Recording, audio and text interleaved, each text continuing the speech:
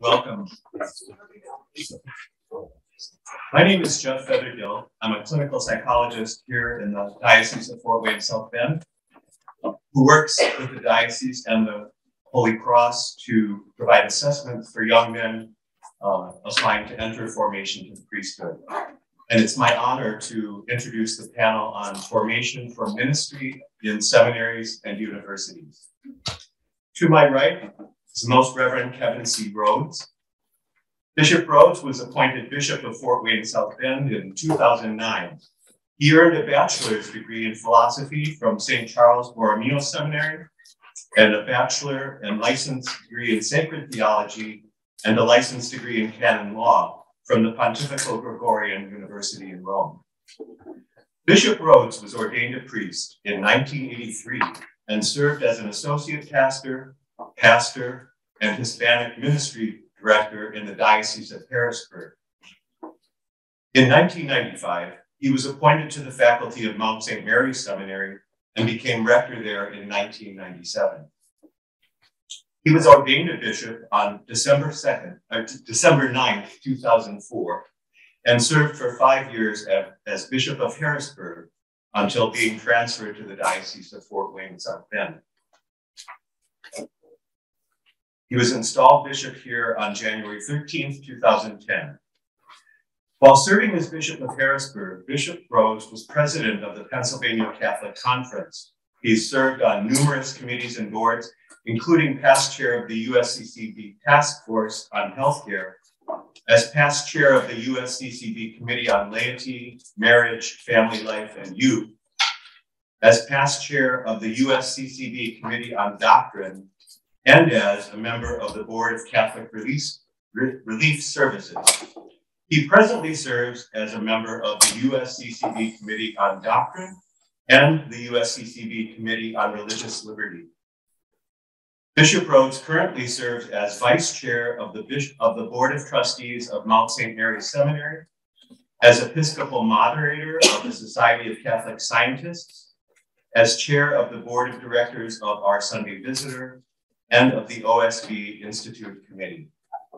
So welcome, Bishop Rhodes. Stacy Noem is completing her 10th year as Director of Human and Spiritual Formation for lay students in the Masters of Divinity program. She came from our sister Holy Cross institution, the University of Portland in Oregon, where she served for 7 years.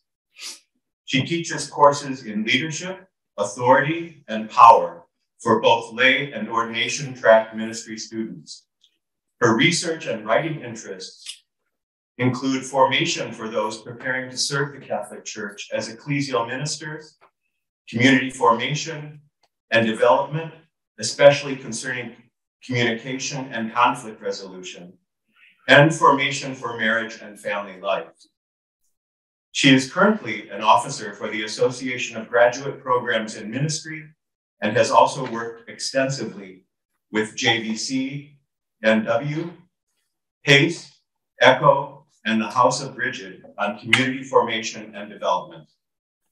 Stacy is a triple domer, having 3 degrees from the University of Notre Dame, including her Master's of Divinity in 2005. And then Jim Keating, who's going to be joining us virtually. Deacon James Keating, PhD, is Professor of Spiritual Theology at the Kenrick Glennon Seminary in St. Louis. Formerly, he was Director of Theological Formation at the Institute for Priestly Formation at Creighton University, and before that, Professor of Moral and Spiritual Theology at the Josephinian Seminary in Columbus, Ohio. His 2 latest books are Configured to Christ, Spiritual Direction and Clerical Formation, and Remain in Me, Holy Orders, Prayer, and Ministry. So we'll begin with Bishop Rhodes. Thank you very much, Jeff.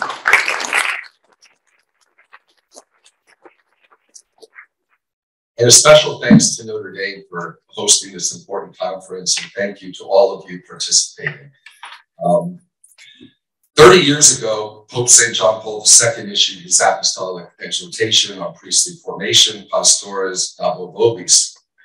And in this important document that has greatly influenced the programs of seminaries and the priestly formation of men throughout the world, John Paul highlighted the need for solid human formation as the foundation for all priestly formation, not in an isolated way, but integrally connected and related to spiritual, intellectual, and pastoral formation. In this talk, I would like to highlight this pillar of formation, the human pillar, because from my experience, it is of vital importance and is the biggest challenge for seminaries, dioceses, and religious institutes. Grace builds on nature, and we will not have healthy and holy priests if their human growth and development is neglected, if they are not men with qualities, virtues, and personalities that make them capable of the demands of priestly ministry and lifelong chaste celibacy. In light of the sex abuse crisis and the theme of today's conference, accountability, healing, and trust will not be built nor restored unless we ensure that the men we bishops ordain and the lay people we commission for ecclesial ministry have the necessary psychological and emotional health, the necessary knowledge and possession of self, the affective maturity and relational capacities necessary for ministry and leadership in the church. From my experience as a seminary rector and bishop, as well as my discussions with brother bishops, the number one problem we encounter with priests whom we have to discipline or remove is in relation to what we can call human issues. For example, lack of adequate self-knowledge, difficulties in relating to others, immaturity, lack of prudence, violations of appropriate boundaries, and in the worst of cases, sexual misconduct. 30 years ago, Pope John Paul II emphasized the need for solid human formation, and yet I think we're still struggling to figure out how to do so. Don't get me wrong, much progress has been made, but there is still, in my opinion, a long way to go. I say this for several reasons. Though there has been a steep decline in cases of sexual abuse of minors, we still have some cases, as well as cases of priests violating boundaries or engaging in misconduct with adults, particularly young adults. I believe we still need to strengthen and improve the human formation we provide in our seminaries, dioceses, and religious communities, as well as exercise great diligence in following admission requirements in the area of human formation. Why is this such a challenge? We require psychological evaluations in our seminary admission process, despite the Vatican's not mandating such evaluations. We have many excellent formators in our seminaries. We have many fine vocation directors. However, in many places, these fine personnel, often themselves good models of healthy and holy Christian lives, well qualified for teaching philosophy and theology and other subjects, but many, most, have not been well trained to provide human formation or to evaluate seminarians or lay ecclesial ministers in this area. From my experience, their evaluations can be superficial in the area of human formation. I have said many times, we need to go deeper with our men in seminary formation. Formation advisors, not just spiritual directors, need to go deeper. I recognize the distinction between the external and internal forums, but it is little help to us who have to decide whether or not a man is suitable for ordination if formators do not go deeply, for example, in the area of sexuality. To go deeper presumes that the formator has received training to do so, and that seminaries have on their faculties experts in human formation, psychologists and counselors who are well trained in recognizing areas of needed growth, and the expertise to provide guidance for growth in self-knowledge, affective maturity, addressing wounds from families of origin, and other issues from the past that may have stunted healthy psychosexual growth and maturity. Of course, all this presumes a seminarian's or layperson's openness to such formation, openness to going deeper, and openness to correction. Another challenge to seminary personnel is the need for bishops and religious superiors to make the sacrifice of releasing our best priest for seminary work. Too many rectors struggle to get bishops or religious superiors to release such priests because of other needs for these priests in the diocese or community. But we bishops and superiors must try our best to do so.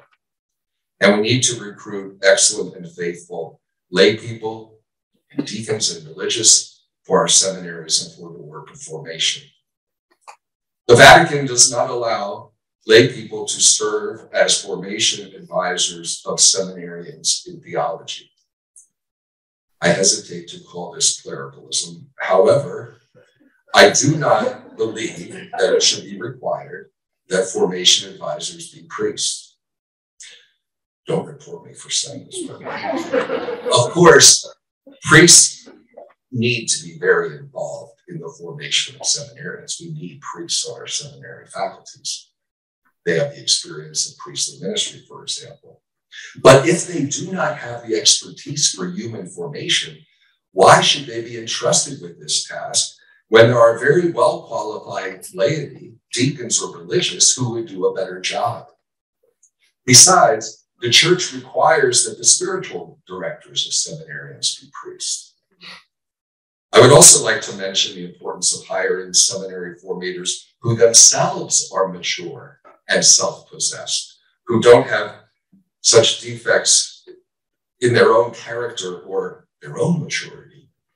There should be no tolerance, for example, of seminary formators seeking to satisfy their own emotional needs by unhealthy relationships with seminarians, which cross or violate the appropriate emotional, spiritual, or physical boundaries. There also need to be clear and safe processes for seminarians to report cases of inappropriate conduct of their formators. Many seminaries have established such processes as a result of the recent recommendations of the task force led by the McGrath Institute for Church Life here at Notre Dame. There must also be adequate numbers of seminary staff for the work of formation. Some seminaries struggle with funding for adequate numbers of formators. Adequate numbers are necessary for the personal accompaniment that seminarians need in their formation, as well as for the thorough evaluations needed.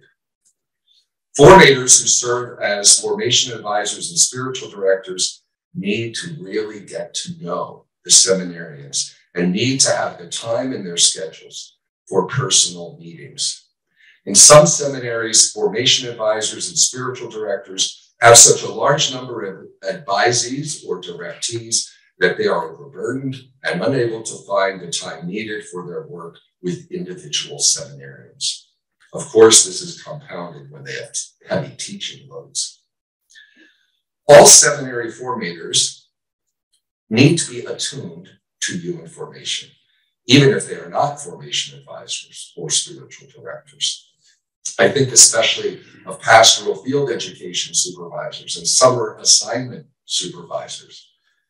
Much can be learned from the behavior of seminarians in their apostolates, how they relate to people, their human virtues, their level of maturity, their openness to guidance and correction, their ability to serve people of diverse ages, ethnicities, economic conditions, and social situations.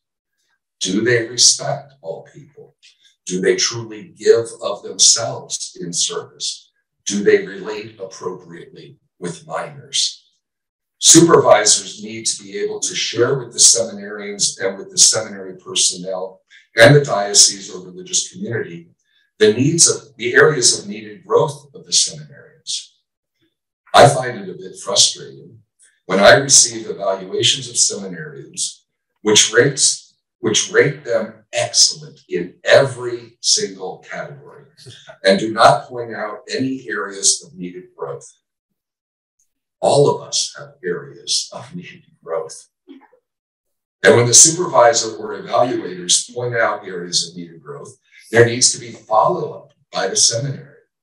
The same with the areas of improvement or growth noted in psychological evaluations when seminarians are admitted. They shouldn't just be put in their file. They should not be ignored. Potential problematic areas must be explored and dealt with in formation.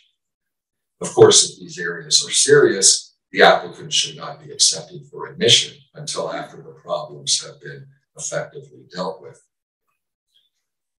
Human formation must be integrated with spiritual formation. The humanity of Jesus is the greatest example and perfect model for seminarians. Their growth in knowledge and love of Jesus through prayer should be evident and not separated from their growth as men in the maturity of Jesus, taking on the mind and heart of the Good Shepherd, his empathy and compassion, his self-giving love, his detachment from riches, his obedience, and his chaste celibacy for the sake of the kingdom, and motivated by love. As St. John Paul II famously wrote in Pastores Dabo Vobis, the human personality of the priest should be a bridge and not an obstacle to people's encounter with Christ. If a man is not growing in human maturity in the natural and supernatural virtues, then there's something missing in their prayer. It's not deep. It's not transformative. A good spiritual director is attentive to the real spiritual growth of their directees, which includes not only fidelity to prayer times, but also the authenticity of prayer, which can only be judged by its fruits. A wise and prudent spiritual director needs to refer seminarians to other professionals when needed, when there are psychological, emotional, or other factors that are impeding their growth. We cannot put spiritual band-aids on psychological wounds.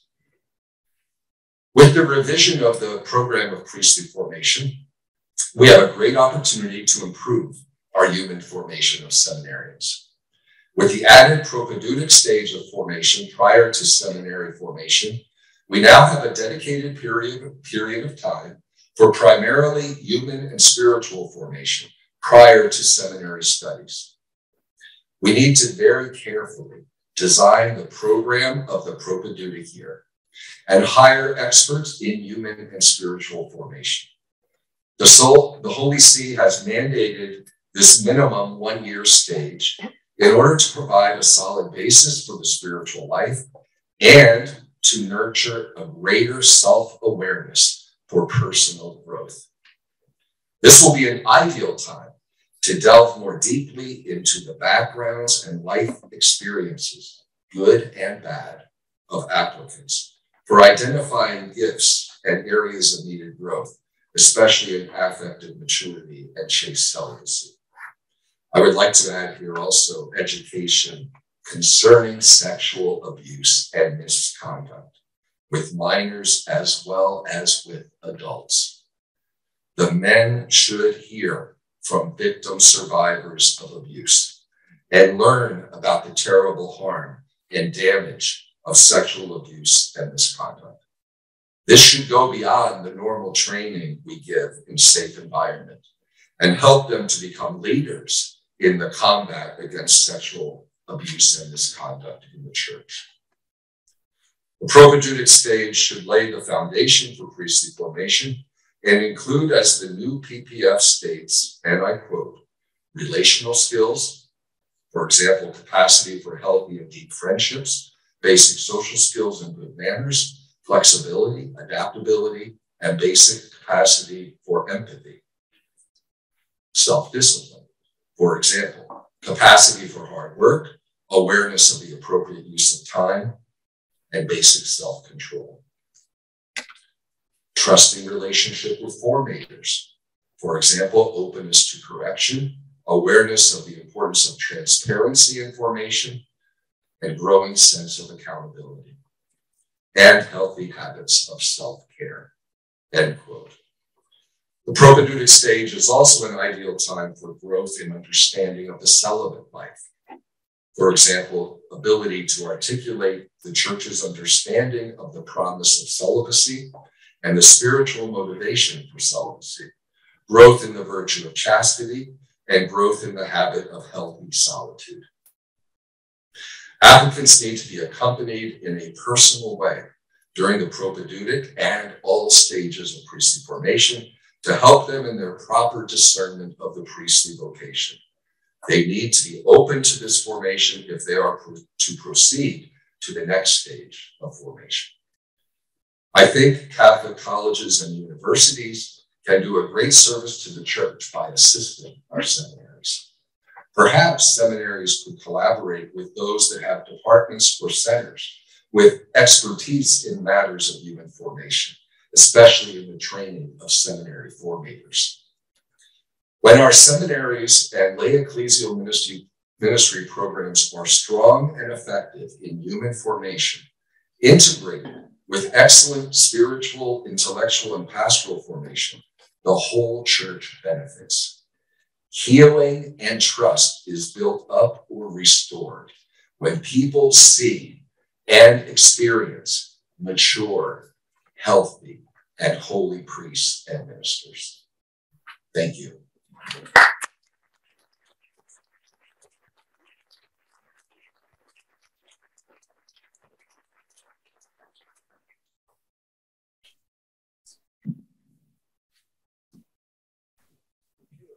We'll now hear from Stacy No.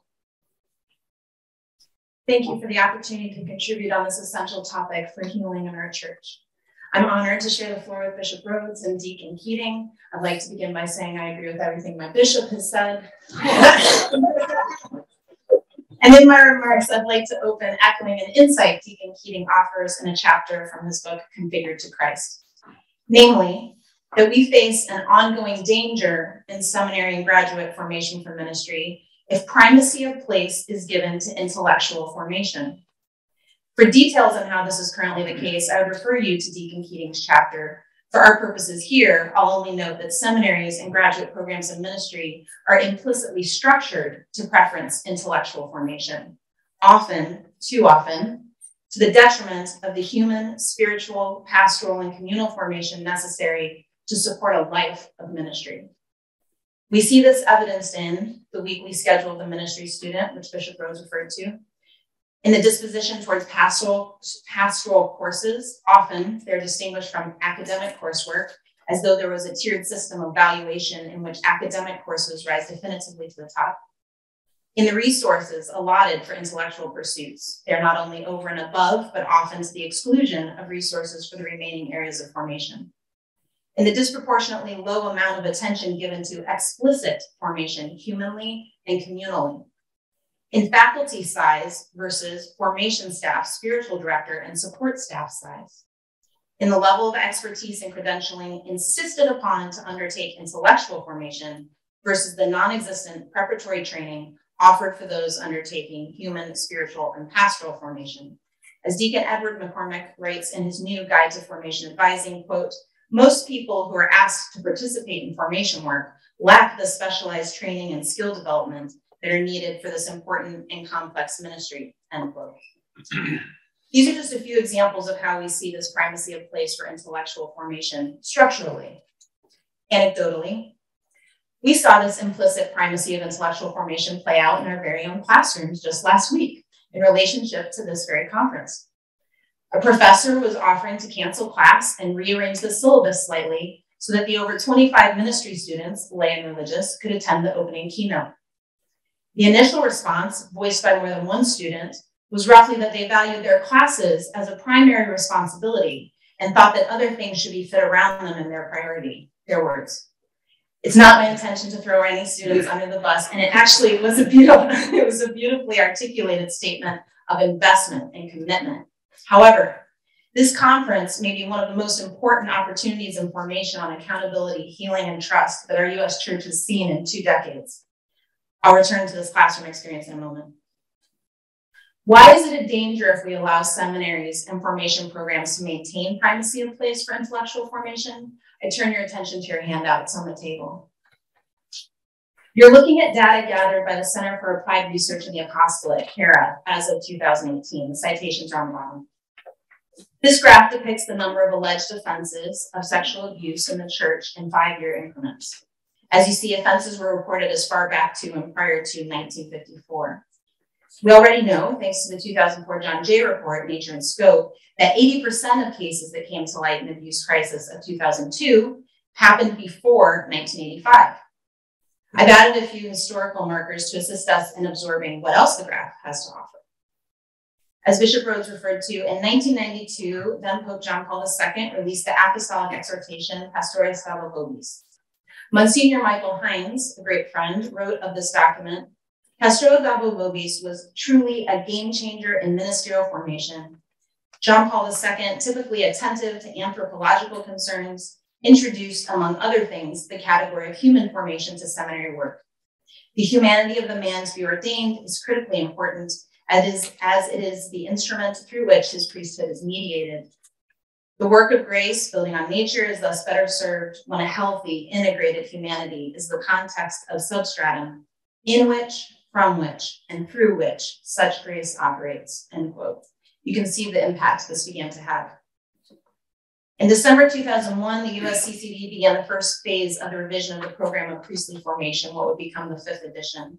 This edition was greatly influenced by Pastoris Stavo Vobis, and I believe our Bishop Rhodes served as one of the members of the drafting committee. Then in 2005 and 2006, co-workers in the Vineyard of the Lord and the 5th edition of the PPF respectively were promulgated. Each carefully articulated methods and elements of human formation in their respective constituencies. In 2011, the second John Jay report describing the historical, sociological, seminary, and organizational contexts that led to abuse was released. Among other essential insights, it named that while priest abusers did not differ significantly in intelligence or psychology tests, they did have intimacy deficits and absence of close personal relationships before and during seminary. Additionally, most had no human formation. For clarity, human formation is where those deficits are addressed. So to return to our question, why is it a danger if we allow seminaries and formation programs to maintain primacy for intellectual formation? Put simply, because human formation, not intellectual formation, is a significant, documented, determining element in the health of our ecclesial ministers and their subsequent behaviors personally and professionally. Put bluntly, ministers don't abuse because they were not adequately formed intellectually. Bishops, priests, deacons, and other ministers do not violate boundaries and make unhealthy, damaging choices because they don't have all the answers theologically, or because they don't know how to formulate an analytical argument, or because they can't do an adequate close textual reading. They burn out, as documented in a plurality of Lilly funded studies, because they do not adequately attend to their ongoing human, spiritual, and communal needs. And why would they? Why would they attend to them if they were trained to evaluate them as of a lesser importance in seminary? Or worse, if formation around these needs were dismissed disparagingly and a snide or cynical culture was permitted to develop around them. It's human nature to perform the way we train. My mother graduated from College of Architecture here. She would tell stories of spending all-nighters in the architectural building just to complete a project at her drafting table. In her more than 40 years of professional practice, she continued to pull all-nighters to complete projects. She performed as she trained. We know this is true in sports as well. Why do we try to get so many reps in on the court, the field, the rink? Because as one former football coach at Our Lady's University said, quote, "You don't rise to the occasion, you sink to the level of your preparation," end quote. Throughout the waves of the abuse crises our church has faced, we have sunk to our level of preparation. Or shall I go so far as to say that we have sunk to our level of formation?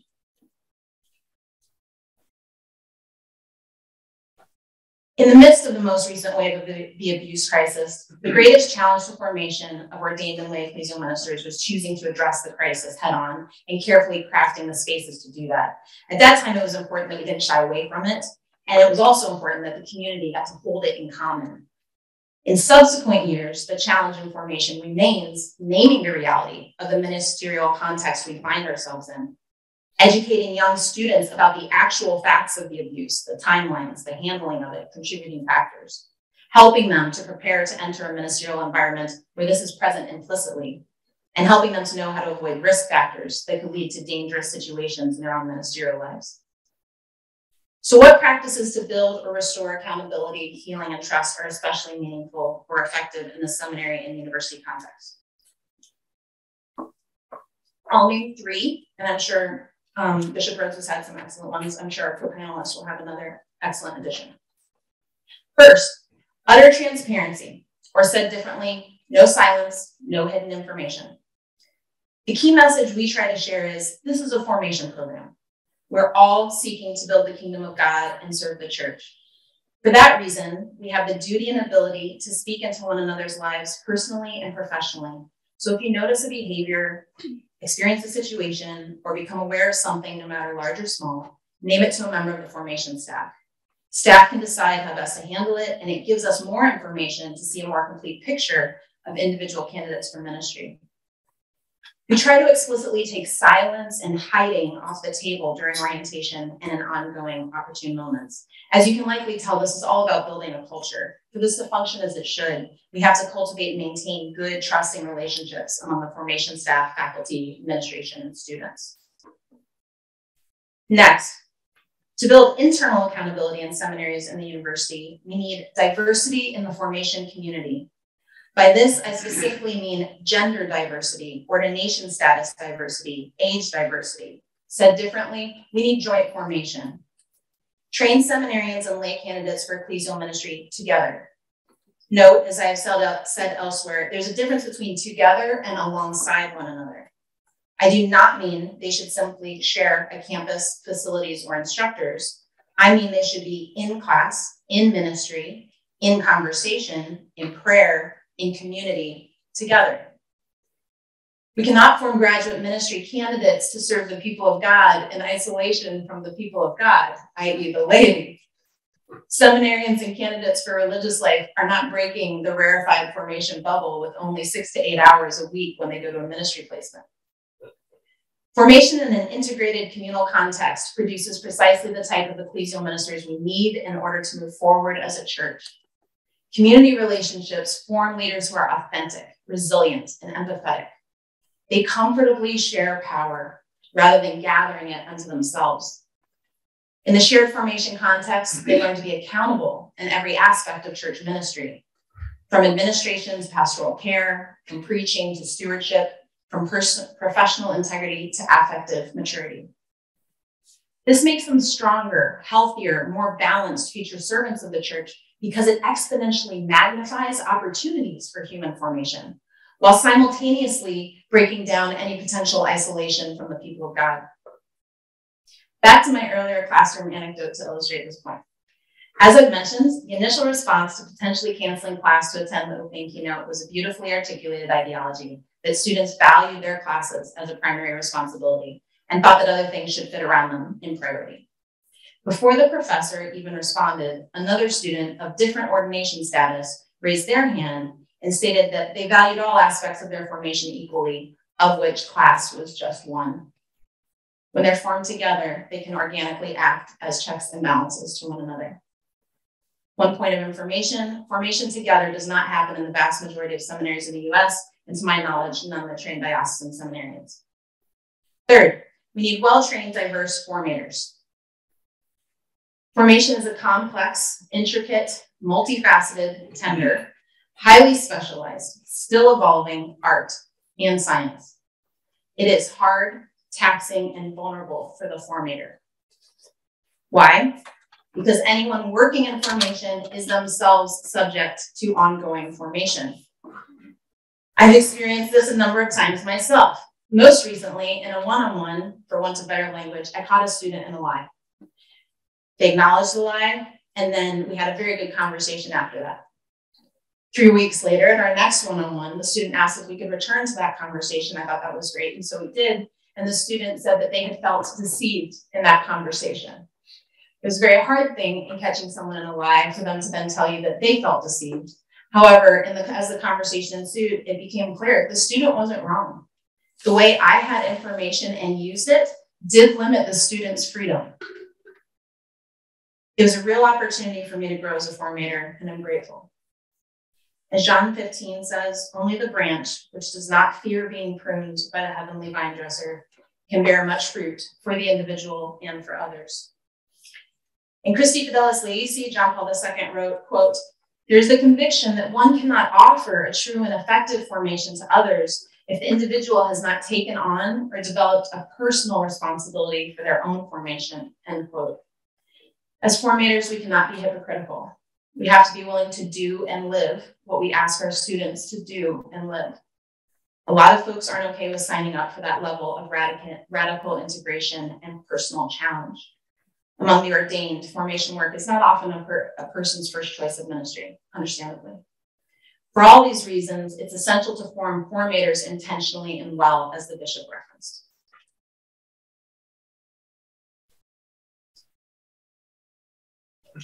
I'll conclude with one thought on how the university and local church might work together to form future ministers for the church. It is, in a word, co-responsibility. The local church and the university each have a responsibility in formation of future ministers. In a speech given in August 2012, then Pope Benedict XVI stated, quote, "Co-responsibility demands a change in mindset, especially concerning the role of lay people in the church. They should not be regarded as collaborators of the clergy, but rather as people who are really co-responsible for the church's being and acting. It is therefore important that a mature and committed laity make its own specific contribution to the ecclesial mission with respect for the ministries and tasks that each one has in the life of the church, and always in cordial communion with the bishops," end quote. Pope Benedict XVI makes the distinction between collaboration and co-responsibility. For clarity, collaboration implies, as a layperson, the authority may or may not rest with me, but I have room to distance myself from it when the going gets rough. Co-working, as in co-workers in the vineyard of the Lord, was clearly described in that document as lay ministers participating in the power and authority of ordained clergy. But co-responsibility holds up my own proper role and authority. So as a professor and formator at Notre Dame, co-responsibility acknowledges that I do not participate in the authority of Bishop Rhodes when I am forming MDiv students. That is an exercise of my personal power and authority afforded me through full initiation into the body of Christ through the sacraments of baptism, Eucharist, and confirmation, and through my office as a professor and director of human and spiritual formation. It's an exercise of my expert power and authority earned through my education, formation, credentialing, decades of experience in ministry, teaching, community formation, and spiritual direction. And it's an exercise of my referent power and authority developed again through ministerial experience and also through the relationships that I cultivate and continue to foster. From the perspective of co-responsibility, I need not participate in the power and authority of the bishop to serve the church's ecclesial mission, but all of our work is infused with the Holy Spirit by our shared choice, the bishops and ours in the MDiv, to openly cooperate. Theologically, we model co-responsibility when we participate in the perichoretic nature of our triune God. What does that mean? It means mutual indwelling instead of compartmentalization. And this looks like when we create space for the free flow of communication, and when we share resources or expertise and best practices, or when we help one another find resources, expertise, and best practices, and it looks like mutual invitation. I have concrete examples of all the ways that we do this in our diocese, and we're grateful to be able to cooperate with our bishop. Co-responsibility, as both a concept and a lived reality, has only newly begun to be unpacked. The current synod process is one example of us trying to figure it out. It may not go smoothly at first, but none of us can abdicate our obligation to and investment in the body of Christ. Beautifully, it is a shared responsibility that, when done well, focuses on abundance, magnifies our gifts, and augments our freedom to conform ourselves individually and communally ever more closely to God. Thank you.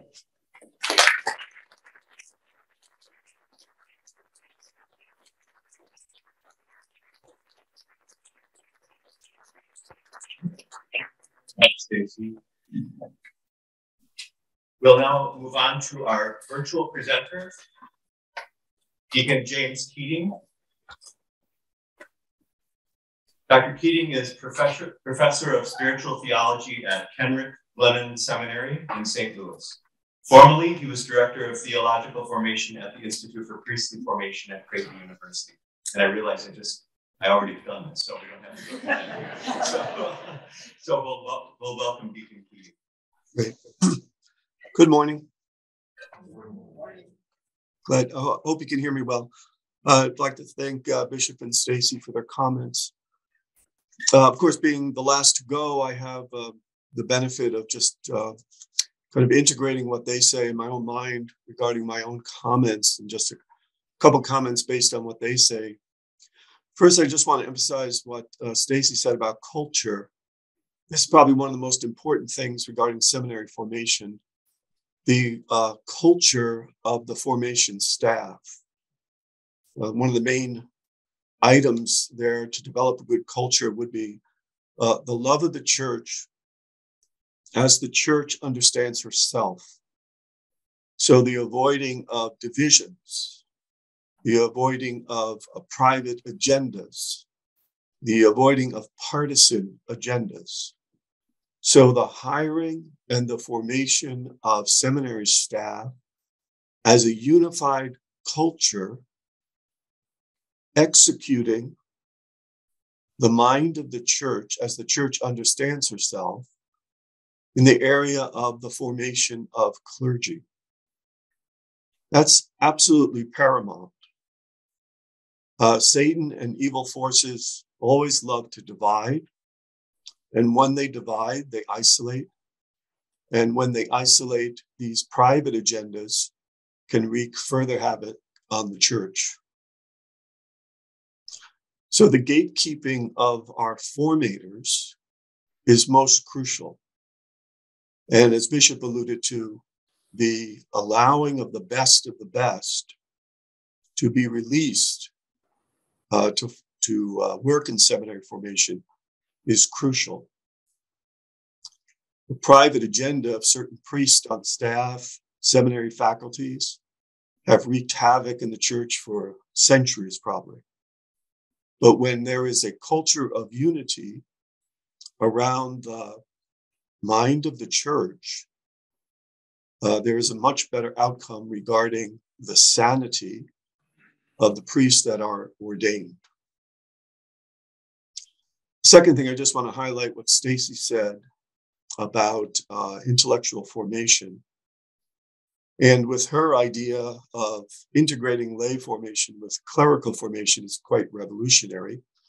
Although we get little tidbits of this sometimes when seminarians who attend colleges or secular or Catholic universities have their houses of formation on campus.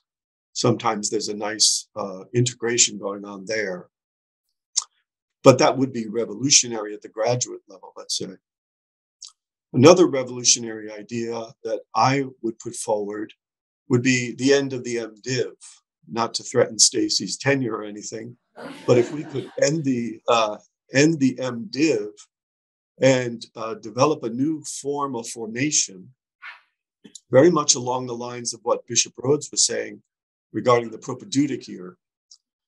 If we had 4 years of an MA only, most MAs are about 36 credits long, you could stretch that MA across 4 years and have the luxury of contemplation, have the luxury of a real deep human formation, which Bishop Rhodes mentioned, that deep knowledge of knowing the men who are before us, the actual settling in as habit of contemplative prayer.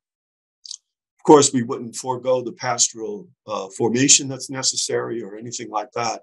It would just be separated from degree programs, which could give us much more freedom in the 4 years to really emphasize the integrative elements of the teaching of the church regarding the new ratio or the priestly formation that put forward by the U.S. bishops. We could really have the luxury of the leisure that is needed to gift the church with men who have been healed of the Western culture, men who have matured spiritually and affectively, so they could really be leaders, moving people away from the worst aspects of the Western culture, the politicized and the entertainment part of it, perhaps, that has infected the imagination of Catholics even more so than the Eucharist. So the whole formation of men as a recovery from the culture, so to speak, and steeping them in the gospel, steeping them in a new sacramental imagination, ending that stress around identifying themselves as being in school, so to speak. So I think new creative and new ways like that have to come forward. We do need a partnership, perhaps, with some of the best, again, ecclesial theological thinkers, a partnership with them regarding priestly formation. Not just any theologian, certainly not the partisan ones who have politicized theology to its detriment, but the ones who truly love the Trinity and the Church, partnering with seminaries in this incredibly important task of forming the formators. In 1993, when I first started working in seminaries, I was hired as a professor and as a human formator. And this was pretty much very soon after Pastoris Dabla Bovis came out. And as Bishop alluded to, hardly anyone knew what a human formator was. So they told me to be one. And so I was one. And they told me just to listen for feelings. So when the men came in, I listened for feelings. Well, that was 1993. And just recently, there's been a school set up at St. Vincent de Paul Seminary in Florida, trying to form the formators in human formation, a certificate program, and one that it's also aligned itself with Catholic University in America, in a D-Min program, a Doctor of Ministry program for seminary formators. But we need a more specialized, perhaps a more intentional conversation, perhaps at the level of the bishops, to really end this travesty that there is no place to send seminary formators to be formed. These two initiatives that I just mentioned in Florida and at Catholic U were only just started within the last couple of years. So the whole sense of forming the formators is really going to have to take the ascendancy, I think. Another point would be the whole question of celibacy education. And in this area, too, we have to link it very deeply with contemplative prayer. Now, before the Second Vatican Council, the diocesan priest was basically seen as a man dedicated to the sacramental and parochial life. Those are old enough to remember, or you've read your history, you realize that a lot of times during Lent or Advent, when there was a parish mission, they invited a religious order priest to come in and give the mission. And that was because they really didn't think that diocesan priests prayed deep enough. They weren't contemplatives, if you will. They were too busy being sacramental ministers. Well, if we connect contemplative prayer rightfully with celibacy, we've made a grave error regarding diocesan priests over many, many decades. And we have cut them short regarding their erotic needs. The true saint called to celibacy is simultaneously always called to contemplation, because as they offer their body to Christ, being configured to Christ's own chaste celibacy, they have to be aligned with the Trinity's great love for them as their source of erotic rest. And if we shortchange diocesan seminarians and teach them only superficial prayer, where will their erotic needs go to rest? And we already know that. It will go in untoward behavior, or it will go in escapist activity, or it will go into artificial consolation, like surfing the internet. And so there has to be a renewed culture of schooling celibate diocesan priest in the depths of contemplative prayer. Next, I think what Bishop Rhodes alluded to, very important in the propedeutic year, is a year of kind of focusing on celibacy as a vocation.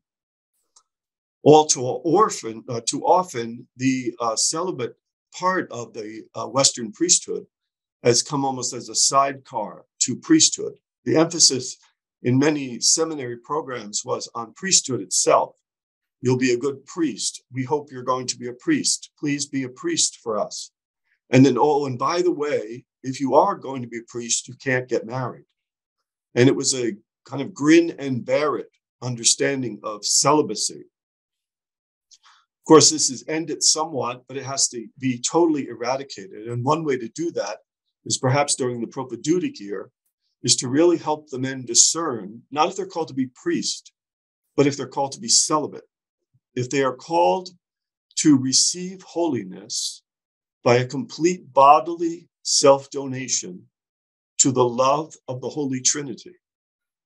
And then after they receive a clear sense that their holiness, that in other words, that it's going to be more easy for them to be a saint in the celibate life, then we can continue that discernment onto priesthood.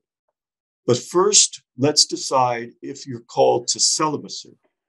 And it should no longer be seen as sort of an afterthought or a sidecar to priesthood. And this would also be very important for men entering the seminary regarding their imagination about what seminary is. We don't enter seminary to get an ordination date. We enter seminary to discern if God is actually calling me to first celibacy, and then second, a celibate life lived within the priestly sacrament. So the whole house, which I would better call the whole arrangement of relationships, because seminary and houses of formation are just relationships. This whole arrangement of relationships is set up so you can discern, not so you can be a priest. One of the reasons this is most important is because if we tell them they're going to be priests when they come in, or they think they're going to be priests, it does cut down a little bit on their ability to be honest with us, because they don't want to lose the goal. They don't want to lose that prize. And so there's a little tendency to hide, perhaps, and not be fully transparent. And then finally, perhaps we could talk about just being more transparent, maybe in this new propedeutic year, but definitely in seminary itself, about each man's sexual history, and to really ask the assistance of psychology here to help us to get to the very depths.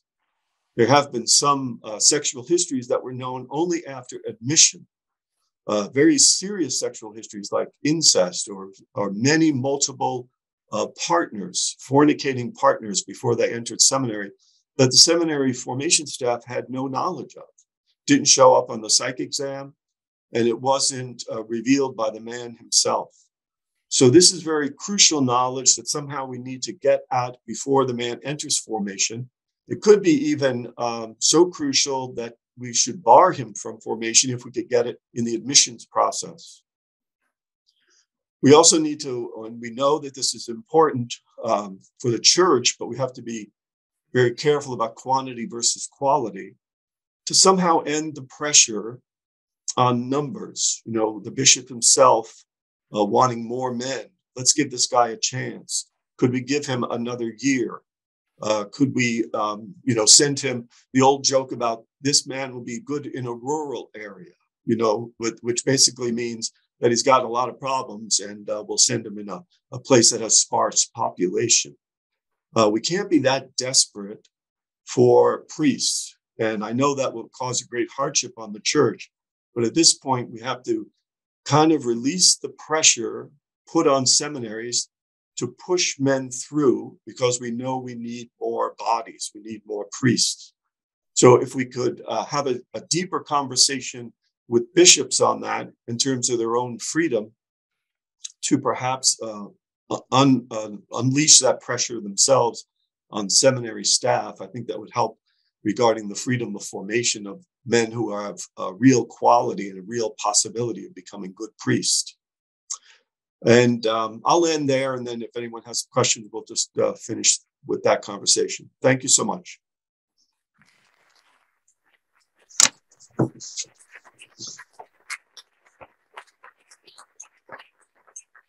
Thank you, Deacon Keating. We'll now open the floor to questions for the panelists.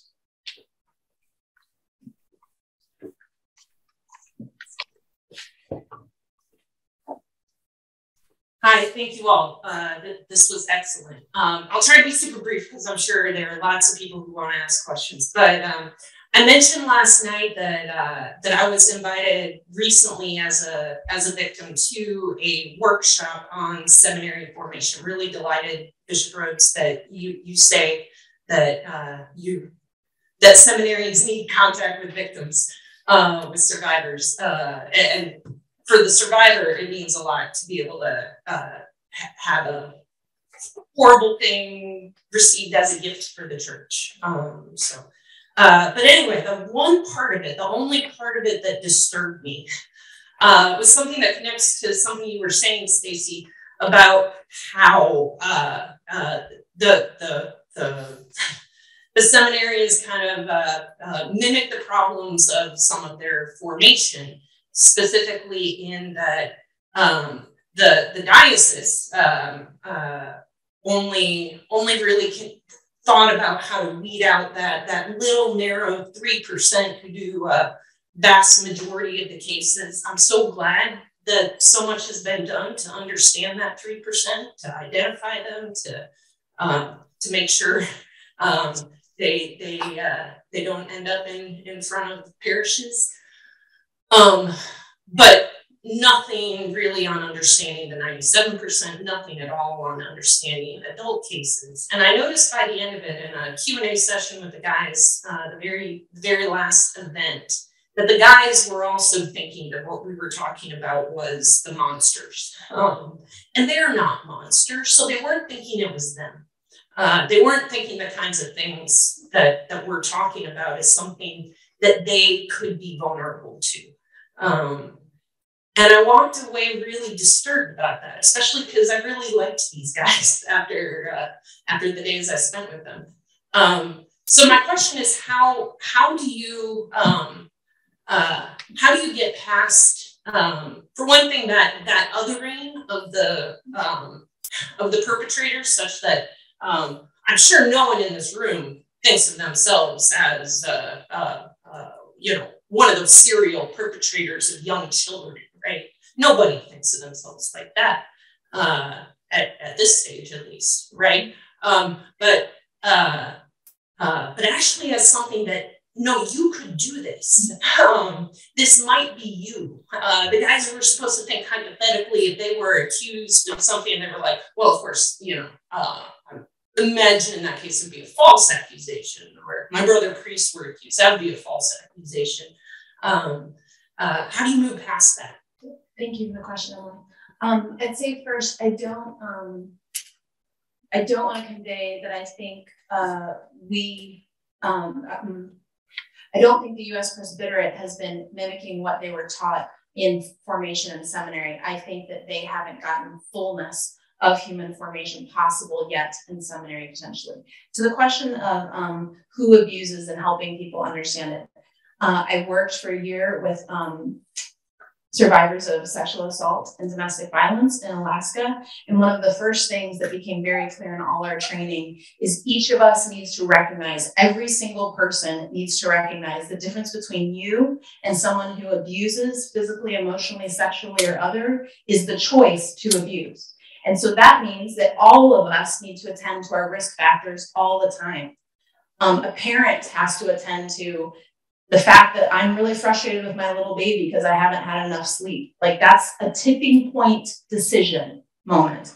We all will be faced with tipping point decision moments. And so we need to have already capacitated ourselves to make the better choice or to seek the support that we need. So anyone could make that choice. Anyone could make that choice. And it's our job in formation to try to capacitate ourselves and others as much as possible to make the right choice when faced in that situation.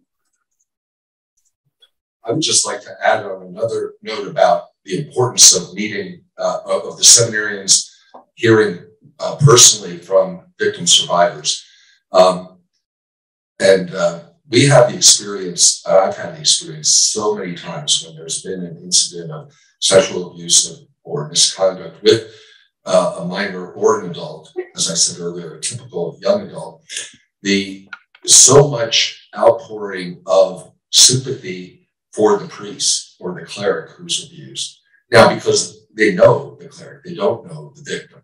So I'm talking about parishioners, lay people, and even brother priests.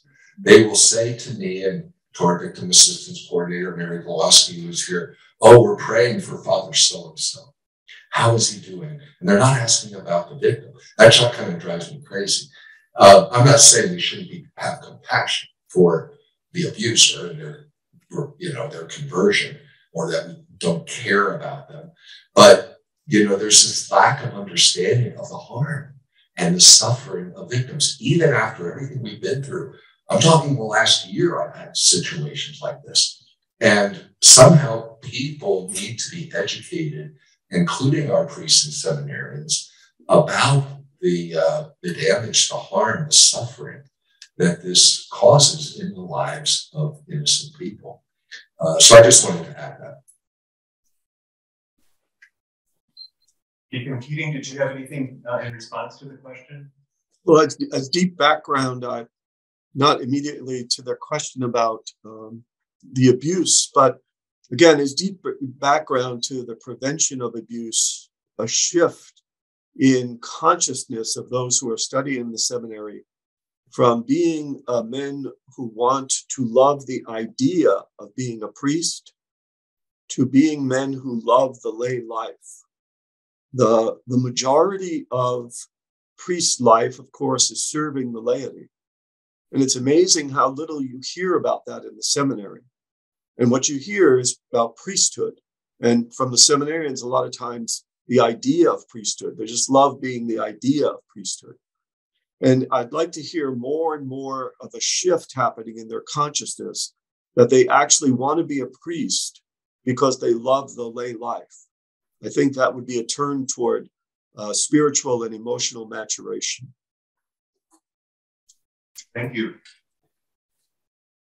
Two quick questions. One very pointed for the bishop, since you've raised the issue of evaluations in seminaries, particularly in the American context. If you could speak about what I think would be grossly called market economics of seminaries and the fear, perhaps, of formation staffs not giving positive recommendations for having bishops pull their seminarians from the seminary and take them somewhere else, just as a primary question. And then secondly, all three have spoken eloquently about formation in the seminary.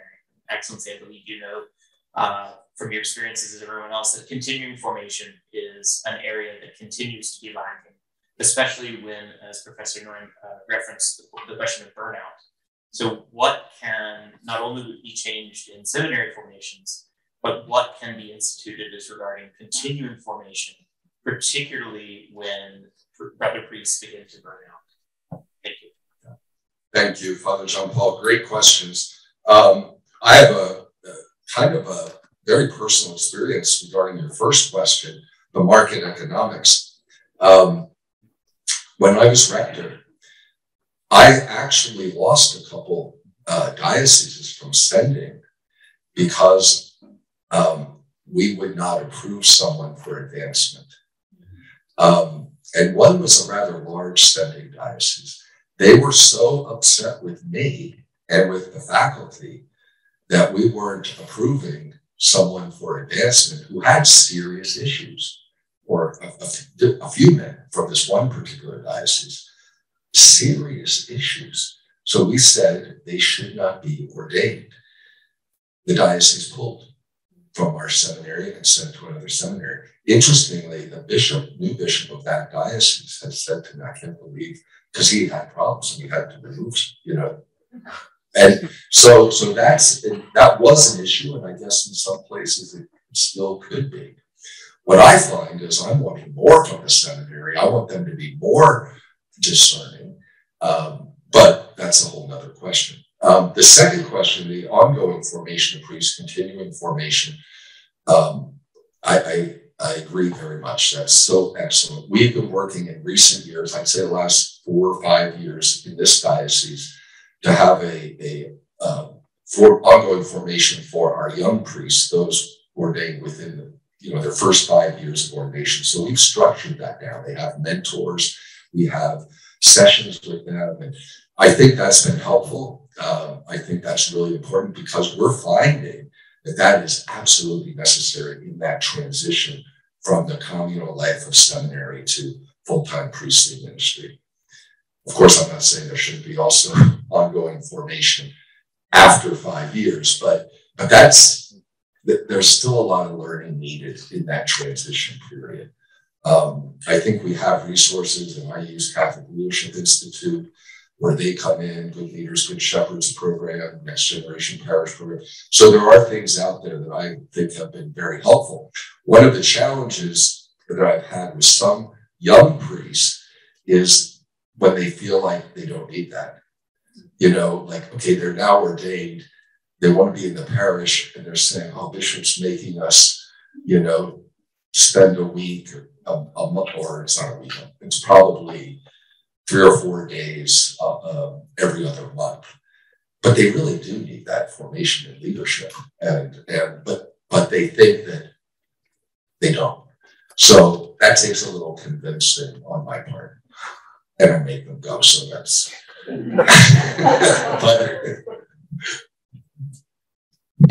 By making them go, they also start seeing that they benefit from it. Just so you don't think I'm a too catered.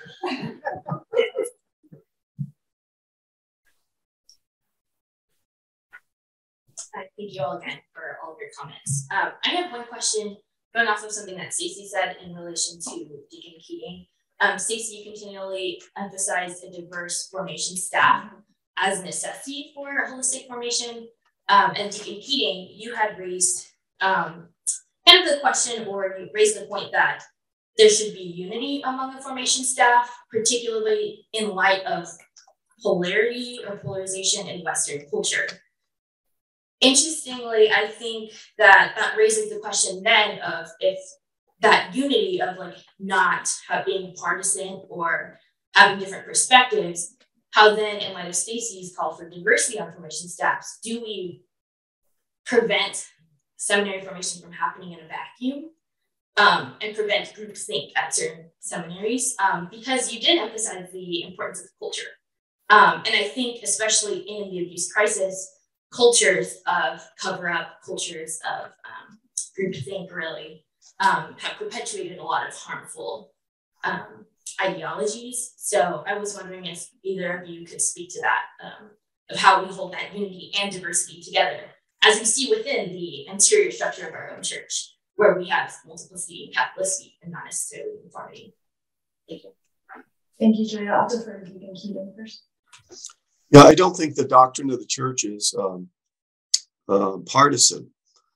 So the unity is through the doctrinal truth of the church, and that we're all on the same page regarding the mission of a seminary. Leftist thinking, rightist thinking, whatever truths they carry, perhaps can be incorporated in church teaching as it develops. But right now, we're forming a man for the time that we're in now.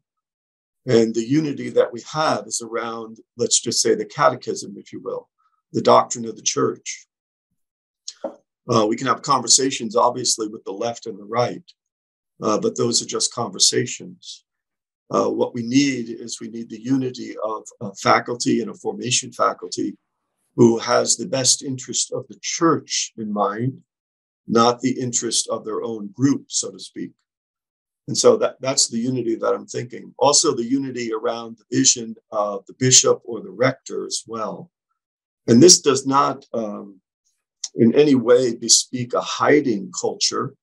If we know what we're talking about regarding the full nature of the doctrine of the church, the whole doctrine of the church is about self-revelation. So it has nothing to do because we say that we are united around the teachings of the church, that there's some sense that this will be a cover-up or a hiding. Just the opposite, I think. I think partisan thinking, the ideology of partisan thinking, is where the truth is hidden. In the doctrine of our own church and in the revelation of our church, the truth is on full display.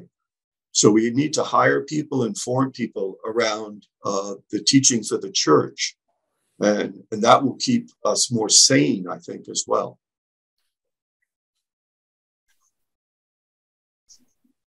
I agree entirely with Deacon Keating picking up the question. I would say that the unity that we experience can be around our love of the church without being monolithic, and that there can be room for voices to be present within that, and that requires that those voices sharing this like love for the church and missionality also are well enough formed in communication and humanly themselves to disagree with one another in a moment, and to have the good boundaries that we disagree as a staff when we present a unified front to those we serve. It's almost like good parenting, right? So what do you gain when you're able to kind of preserve that without being monolithic? You gain innovation. You gain space, right, for creativity and moving with kind of the signs of the times. So thank you for your question. Anyone else? I think we're moving towards the end. One more question. I couldn't tell who was talking. Sorry. Oh, yeah. Yes, I had a question just along the lines of human formations in seminaries. I think it's important. You know, we've talked some about educating priests on contemplation and what does it mean to be celibate and all of these things. And I think it's important that we draw a line between breaking a vow of celibacy and abusing another. In the fact that when it comes to sexual abuse, it's not a matter of a priest went and had a sexual relationship with someone that they had no power over. It's that they engaged with either a child, someone in their own congregation, a seminarian that was under their power. And I wonder that, to me, that seems like a break in relationship. And it seems like this human formation we're talking about needs to happen alongside other humans, like probably of other ordination status, because that's who they're interacting with. And that's a portion of the people being abused. And so I'm wondering, how do we manage this human formation when it just seems like people are so removed from relationship, like a balanced relationship where they can figure out how does one have a balanced relationship so that they don't slip into choices of abuse.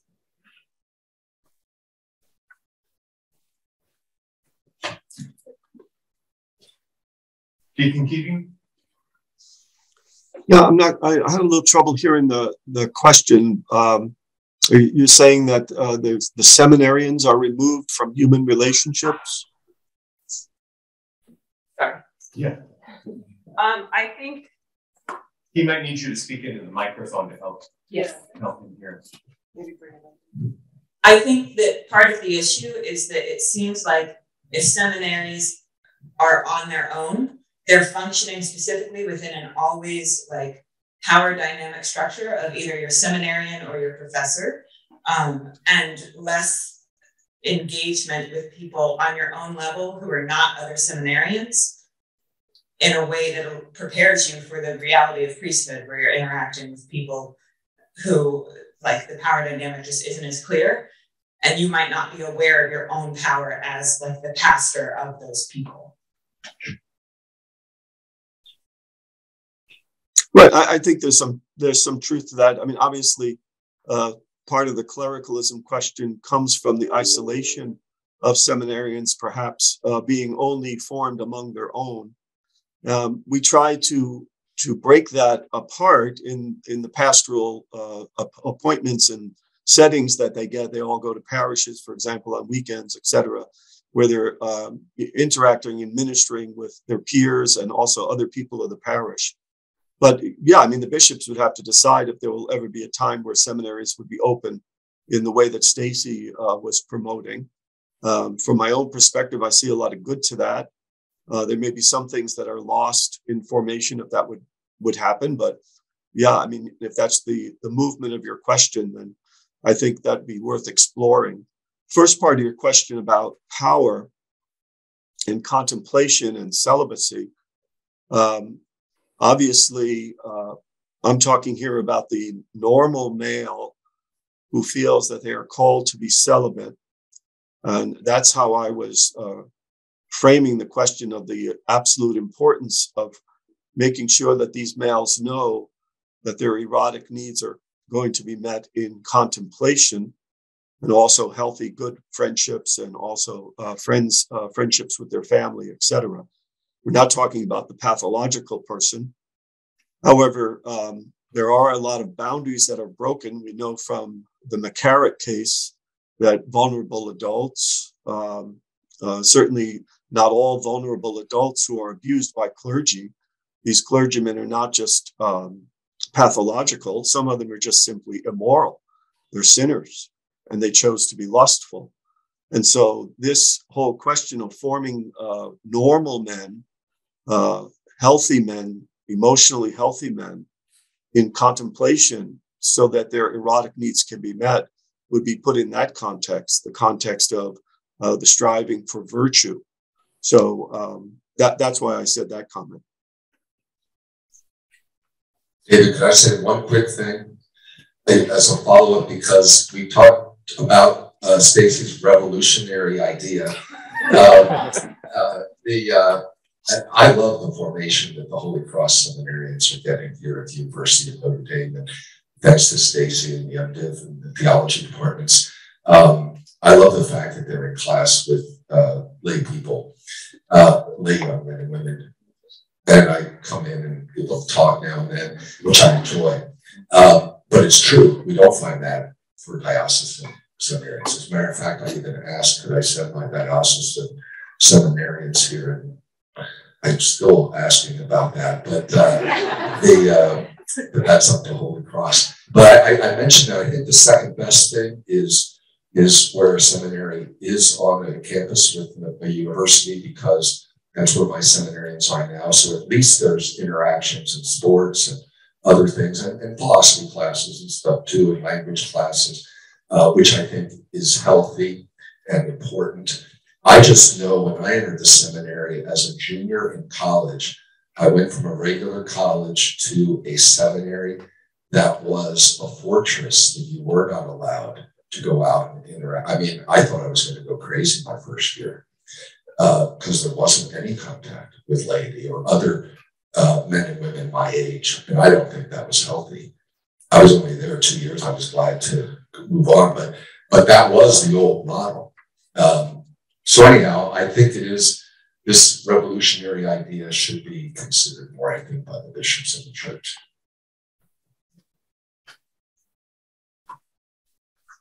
So I'm actually delivering a question that's come in on the chat from Zoom. So the person writing it on Zoom asks, how do you change the atmosphere of a diocese that is overly clerical?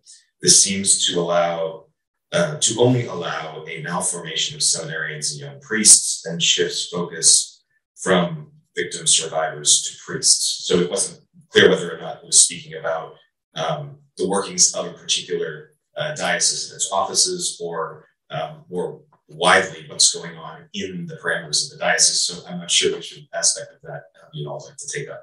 But thank you for the person that submitted this question online.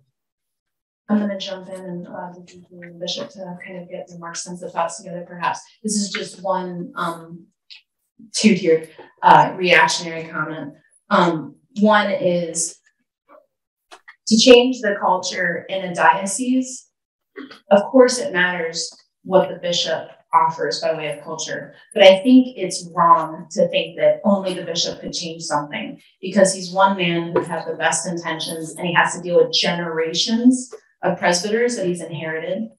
And he may have his seminarians coming from someplace else. So I think that it's not enough to push it towards the local ordinary, that there are other things that need to be taken into account. Second of all, I'm going to go back to co-responsibility. People in parishes have a responsibility to name what their parish culture is, or to own what their parish culture is, or to cultivate what their parish culture is, and to cultivate a specific relationship with their clergy. I don't mean that to be in a heavy-handed way. I mean it to be in a beautiful, inviting, hospitable way, but also to assert like what our role as laity is as the body of Christ and owning our parishes as our local worship spaces and a part of our body.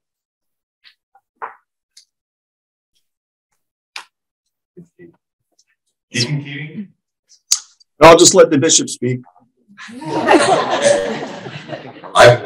I'm blessed that I don't have that situation, although there would be pockets of that in some particular parishes, or, I mean, the diocese as a whole, I don't see that. So my own experience, if I inherited a diocese that as a whole was like that, I don't know where I'd begin, but I like what Stacy's saying.